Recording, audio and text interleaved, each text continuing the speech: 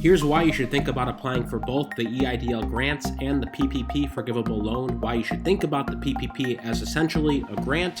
Also, some important new data and information to keep in mind as you prepare to apply for both programs that are coming live in the next few days. Even if you are an independent contractor, I will briefly explain how you can qualify for the PPP forgivable loan program and when the vast majority of banks will start accepting new applications. I'll get into that. We are still waiting for the EIDL grant and PPP forgivable loans for the vast majority of people. Hey everyone, this is Ryder from Skip. I hope you're doing well. Thank you so much for subscribing and supporting, and please watch until the end of this video. I'm going to make it very clear and concise, and there's some very helpful information that I'm going to go over for you. Again, all the information we put out, we hope that it leads to money in your bank account, whether that's an extra $1,000, up to $10,000, $20,000, even more. We're here to help. Here's what you need to know very briefly about the PPP. First of all, 5 million loans were given out in the first go around. Of those 5 million loans, only around 1 to 2% were given out to CDFIs, that's Community Development Financial Institutions. These are the guys that are live right now. So CDFIs went live on Monday for first-time PPP applicants. They go live today for second-time PPP applications, also known as second draw. But this is about 1 to 2%. So for 98% of you watching this video, you are still waiting for PPP. Don't worry, there's no action needed yet. Based on the lenders we've talked to, the SBA will likely start accepting applications from other lenders on Monday or Tuesday of next week. Some lenders may start to accept applications today, tomorrow, and Friday. I'll get into that. They can't do anything with the applications. They're basically just trying to get your information ahead of time, so you're kind of committed to them. You know, lenders realize that you have options as a potential PPP applicant. You have options, so many banks will start to try to get your information today, tomorrow, the next day, but they can't do anything with those likely until early next week. I'm going to get into all that, but as I've said in a couple videos, you should absolutely think about applying for both the EIDL grant when it goes live, potentially Sunday night, and the PPP forgivable loan, aka PPP grant, if it helps you think about PPP differently. You know, this just came out that 1.1 million PPP loans have been forgiven so far, totaling over 100 billion. So 1.1 out of the total, let's see, what was it? 4.85 million. So that's a good chunk. You know, a quarter of loans have been forgiven so far. That's great for those folks. You know, it's a relatively straightforward process. I'll talk about that at the end too. But a quick look at the data here. You can see I've got all my trackers set up on the Skip app, EIDL grant tracker. As you can see, no action needed yet. By the way, if you've accidentally hit I received my EIDL grant or PPP with other trackers, later today we will have a new version of the app and you'll be able to edit.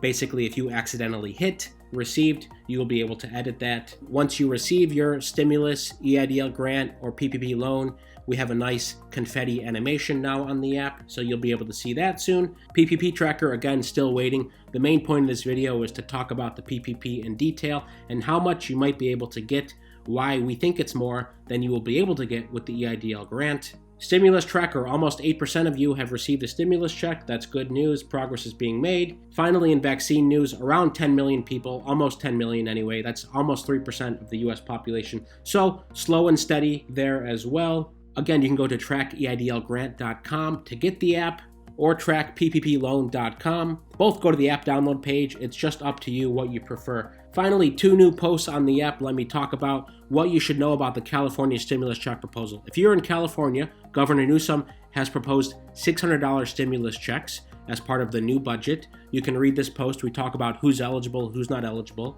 and how to calculate your payroll for the PPP as an independent contractor or freelancer. You can read this post, but I'm going to explain that right now very briefly. But here's the news that's happening as I record this. This is live. The House is voting on impeachment for Trump for a second time. Again, that's what's happening now. So there's so much political news, as you know, but we'll keep you focused on the PPP EIDL news as we always do. By the way, huge shout out to everyone who's been following us on Instagram. It's been a huge push. You know, we mentioned that we will also post EIDL and PPP updates on our Instagram feed at hello.skip. We are so grateful for the time that you tune in. And I always try to be helpful with all the information, doing research early in the morning, late at night to give you the latest. Here's a quick summary for you. I mentioned at the top, CDFIs are open now, Community Development Financial Institutions. They open Monday for first draw folks. They open today for second draw folks. So all other lenders, that's the vast majority of all other lenders and probably 98, 99% of all loans, are expecting Monday or Tuesday for the SBA to say, okay, great, send us your applicants. Okay, just to recap,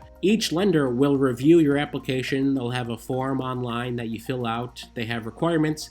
They make two decisions. One, is this person eligible? Two, is this a real application and not fraud, right? So once the lenders verify that, then they go to the SBA to get an SBA loan number. So that's why some are starting to pre-review. That's what they're saying, pre-review.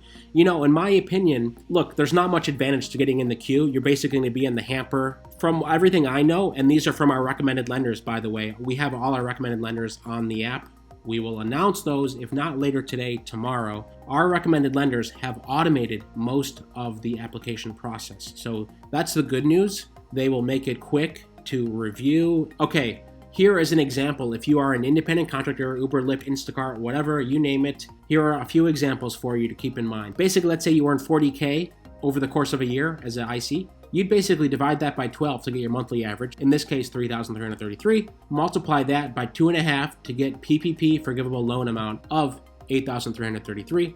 That's not nothing. I mean, that's significant. And like I've said multiple times, in many cases, that will be more than you can get through the EIDL grant, whether you are eligible to top up to get the full 10K or not. Okay, I've talked about those three scenarios for the EIDL grant program. So basically a quick guide here. If you know that you've earned side income between 10 and 80K, we put down what your potential could be for a PPP forgivable loan, aka grant. If you earn 10K, you'd be eligible for 2,000, 20K, 4,000, 30,000, 6,000, 40K, around 8,000, 50K, etc., etc. The math is pretty easy. Just want to show this clearly to illustrate that, oh gosh, you didn't realize that your 10K could actually get you $2,000 in an extra PPP forgivable loan. And many lenders will work with the small folks this time.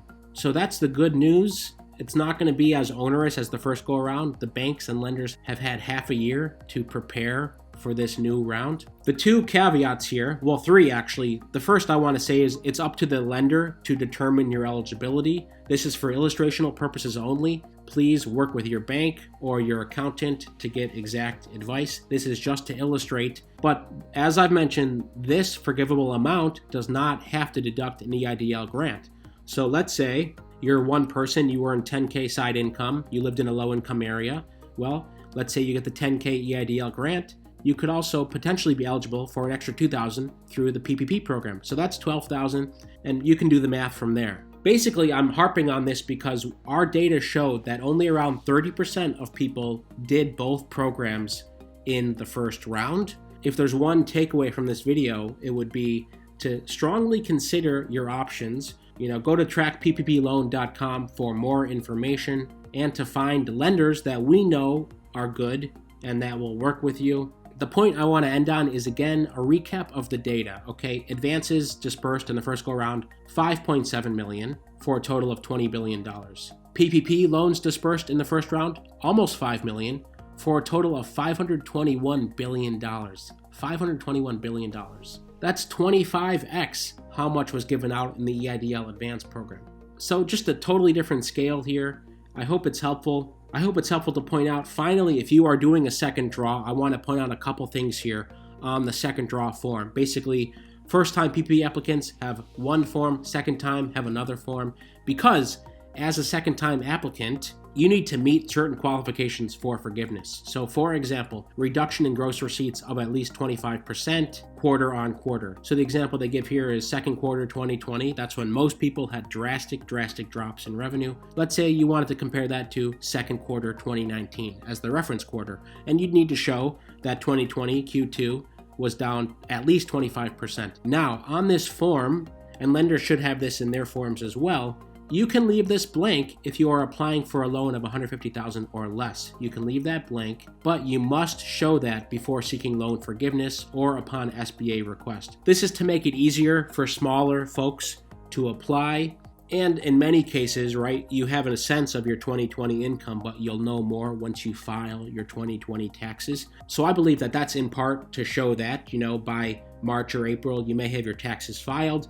So when it comes time to seek loan forgiveness, you'll be able to clearly say, I have the full Q2 data on 2020 versus the full Q2 data for 2019, and provide that to your lender and the SBA. that's one main point I wanted to point out. We've gotten some questions from you. How are you feeling about all of this? What are you planning on doing? Are you planning on applying for both the PPP and the EIDL? If you plan on doing both, leave a fire emoji in the comments when you leave a comment. If you plan on just doing the EIDL grant, leave a hand wave emoji. And if you plan on just doing the PPP loan, leave a smile face emoji. I think that'll help others understand, hey, who's doing what? Of course, you can also talk about it in the comments, but again, fire for both, hand wave for just EIDL grant, smile face emoji for just PPP loan. We'd love to hear. As always, thank you so much for subscribing and supporting our channel. And to the nearly 250,000 of you who are using our free app, it's amazing to hear your positive feedback. We're continuing to work hard every single day to come up with new features, new ways of helping you. That's our sole goal here. So